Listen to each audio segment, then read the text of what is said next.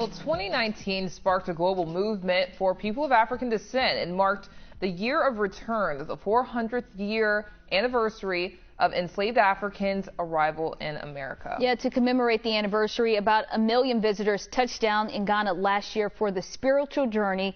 Now, since then, about 5,000 African Americans have actually relocated to the country permanently. Wow. Now, our guest today, she's one of them. Joining us now is Deijha Gordon, a 28-year-old entrepreneur from Brooklyn, New York. Thank you so much for being with us today. Thank you for having me. Well, you gave up a stable job as a U.S. postal worker to relocate to another continent. That's a huge step. What influenced your decision? I think because at a young age, I've been traveling the world. So it opened my mind and my eyes that there's so much more than just here in America, in Brooklyn and New York City.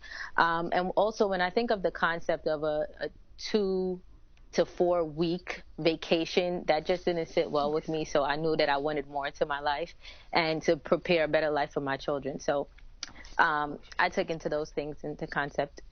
What has your experience been like so far? My first time in Ghana was in 2015, and that time and that experience had basically confirmed to me that this is where I belong. The people are welcoming. It's just something that resonates with my soul, being in Africa and in Ghana on the motherland. It just feels like somewhere where I belong, a sense of belonging coming from the States and moving to the motherland is like, we belong somewhere, you know? And speaking of coming from the States, going to Africa, the perception of Africa is nothing like what you see on TV. We've seen it. Would you say Ghana is like the United States? No, Ghana is nothing like the United States, but I think that's the beauty of it all. And I hope that Ghana remains to keep its uniqueness. And I don't want it to be nothing like the United States. But it is possible to live there comfortably. And if anyone is considering to relocate or to move, just keep that in mind, to be open to what it is and accept the country for what it is also. What's it like being in a country where everyone looks like you? It's the best feeling ever. It's reassuring. Once again, when you know your history as a Black person, as an African American, you know the struggles that we've been through. I just knew that we as a race deserved so much more than how we get treated here in the United States. And to know what we've been through, what our ancestors been through, to know our culture, our history, and we are strong. We're strong people. We're full of strength, and I feel like we deserve better. And living in Africa, I believe that that's what I'm experiencing. And did you have any misconceptions about going to Ghana? Like whenever you were coming there, were you like, oh, this is going to be a certain way, and you got there, you're like, wait a second, this is not what I expected? Honestly, I think I expected to be a little bit more aggressive in a sense. And also, you know, once again, what we see on TV is nothing like what I've experienced going there and living there. But I don't know. I kind of had it wrapped in my head that what they show on TV, it's not exactly what it is there. So I wasn't really surprised. I knew Africa, once again, it's called the motherland for a reason. So I imagine it to be nurturing and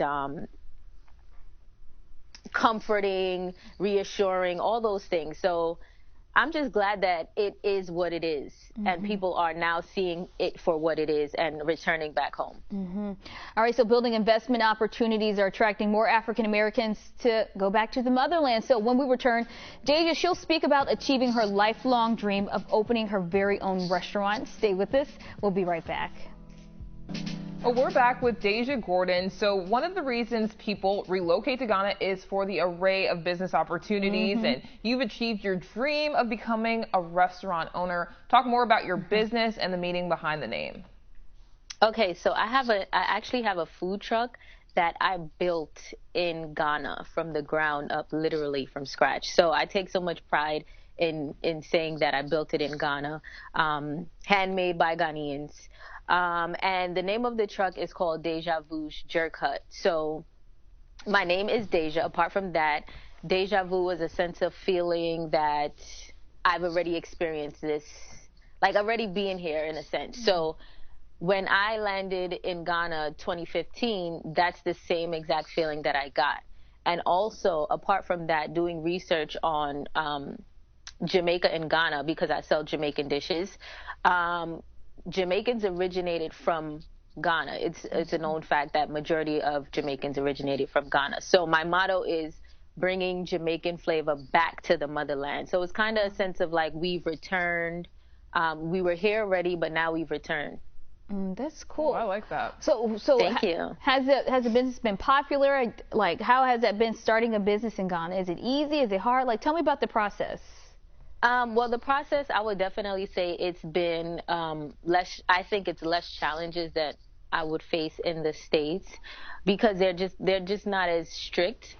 But there are some things that come into play. As far as building my truck, I did have some difficulties, and I think that comes with anything that you try to do, especially when you're an entrepreneur or going to work. You face challenges, but it's nothing that there was no problem bigger than my dream. So it wasn't anything that I saw that would stop me from pursuing my dream of having a Jamaican restaurant or a Jamaican food truck in Ghana. So you're from New York City. So what about the cost of living in Ghana? Is it better? Way better. So right now I have a 2-bedroom and a 2.5 bathroom. So each bedroom has its own shower and toilet, and I'm paying about let's round it up to $600 a month. And yes, exactly. That's nice. That is very nice. Yes, 2 bedrooms, 2.5 baths, and I have a lot of space. So when you compare it, especially coming from Brooklyn, New York, and I see what the rent is like, I would say it's like 4 times more in Brooklyn for half of what I'm getting. Oh, I'm sure. What was your family's response when you told them that you're packing up and moving to Ghana? So I knew from my first time since 2015 that I wanted to return, and I got a vision so clear, like. To me, when I get those visions, it's like God telling me, this is what you need to do. You follow my lead and I will steer you wrong. So I didn't go to culinary school. I know nothing about the restaurant business. And that's why I felt like so strongly to follow this dream or this vision. And so when I went the first time and I returned back home, I told my family, I'm moving, I'm going to Africa, I'm moving. I had it set in my mind that this is what I was going to do. Some of my family members were against it, and then some of them just didn't really pay me any mind. My grandfather, who he owned a bakery in Florida, and he's actually Jamaican. He said, "No, how are you going to have a restaurant in Ghana? That can't happen." And then now he came to Ghana for an entire month. He's on board. He loves Ghana. My entire family came, except for my dad. He's coming next time. But everybody loves Ghana now, and I'm glad that I was able to bring that opportunity to not just me, but my family and my friends as well. And what advice would you give another black woman, even a black man, wanting to relocate to Ghana, but they're kind of scared? What would you tell them? Throw that fear out the window and do it. I think once you take fear out of it, and that's what I prepared myself to do before my move, I would say to go and visit Ghana first so that you can have an idea of, your expenses, what you're looking forward to doing, and kind of prepare better, because it's easier to prepare while you're there than abroad. I would say follow your gut and trust your process. Take it one step at a time.